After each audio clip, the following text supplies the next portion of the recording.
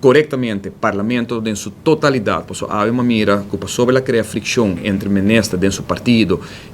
e conselho de ministro tá por balaba man em realidade tá com tur quatro frações do parlamento a vai de acordo para mandar uma carta para o ministro, caminha com o ministro está agora mostrar hecho com maneira que ela acto de um parlamento para buscar gevoelens, não de maneira correta e adequada, para sobre bom não apone que a oposição tá. Governar, maneira minha amiga e colega, senhor Mike de Mesa, avisa, não está just um chico braça gente, tampouco maneira abiseu ainda tá questão de vista bonita, com dashi net caro, of penha bem bonita, governação tá toma decisão. E ora bota toma decisão, bota toma risco não. E tem caso aqui o ministro encarregado para o que trata de deporte, tem que tomar uma decisão de direção que vai, tem caso de acho caminho com não regra e documentação na maneira me está e o ministro me se bisa parlamento com a direção é que vai e não lage abrir na parlamento sua interpretação ou para parlamento vai sentar em stool de governo para decidir tem que direção é tem que vai,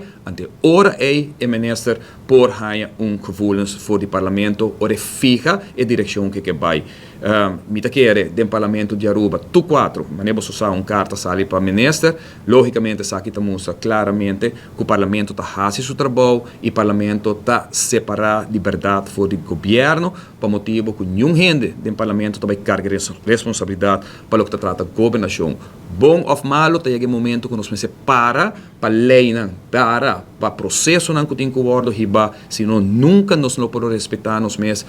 para o que trata e discussão que nós temos que rolar no momento aqui para com o Rijkswet, para estar netamente de não a seguir regla, lei e postura de cumprir. Tem caso aqui que a regra e lei